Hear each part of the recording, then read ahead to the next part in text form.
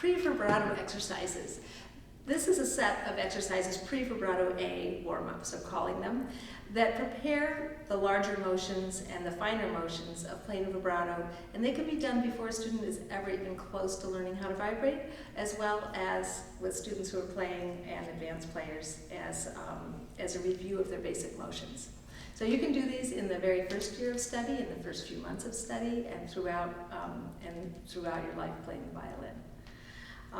For beginners, the very first things that we're doing to work on motion and flexibility are sliding on the base knuckle, which we call Magic X for young students.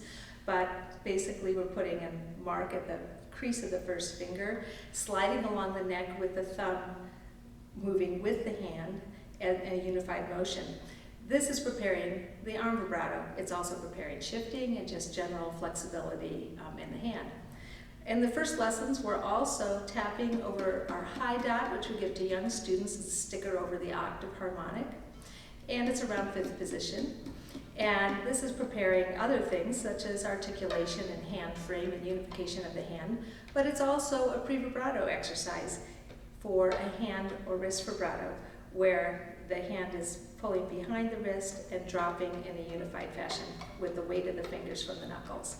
So the tapping and the sliding that we do at the very beginning of study is really also preparing for the vibrato much later on, and you can do this for years.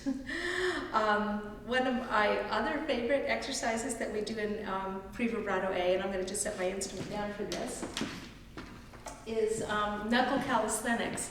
So whether you end up with an arm vibrato, a hand or wrist vibrato, or a combination vibrato, the first knuckle of the finger has to be flexible.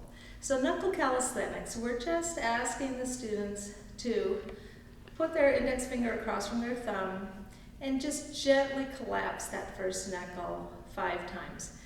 We don't want a real active hard motion there, certainly don't want to hurt anyone, but just to bring awareness to the fact that this first knuckle has to be flexible in order to vibrate. And that just brings awareness to their fingertips. Sometimes with the younger ones, we'll do it with both hands because it doesn't hurt to have flexibility in the right hand as well. But the idea for the preparation of vibrato is to recognize that when they're vibrating, regardless of arm, wrist, or any combination, that first knuckle has to be flexible. Another thing in pre-vibrato warm-ups in vibrato A is to do some shadow work with the arms. So here we're going into an air violin position, and we're working on the arms moving, first of all, in contrary motion. So I'm putting the hand over the high dot and the bow with the frog, and I'm doing a down bow and sliding down into first position and back. This would be contrary motion, and the arms are moving out and in, out and in. Then we set the bow at the imaginary tip, and we do parallel motion. So to my left, and to my right, and to my left, and to my right. So this is giving them 2 different motions with their hands, working parallel and in contrary motion. Then the next step is really where I'm headed for preparing for vibrato. And that is that we're going to slide on our Magic X, which is a faster motion with the left arm, but then we're going to do a slow motion with the bow.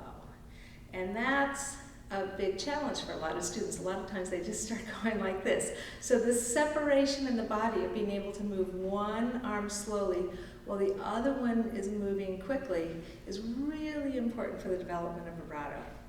And then for fun, I'll often do the opposite, which we don't need for vibrato, but it switches arms where we do a tremolo at the tip and then a slow gliss with the left hand. And it's the same concept on opposite fingers, on opposite hands.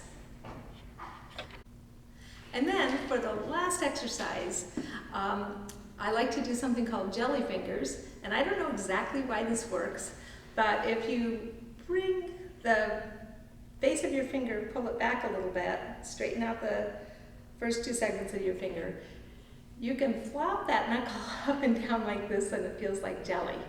And somehow it releases the tendon, and all students of all ages enjoy practicing this. And again, it just helps develop awareness and loosen up that knuckle. For students who already are vibrating, if you do this and then go play, it improves your vibrato right away, makes it looser. And for younger kids, it's just a fun thing to try, and it brings awareness to looser knuckles.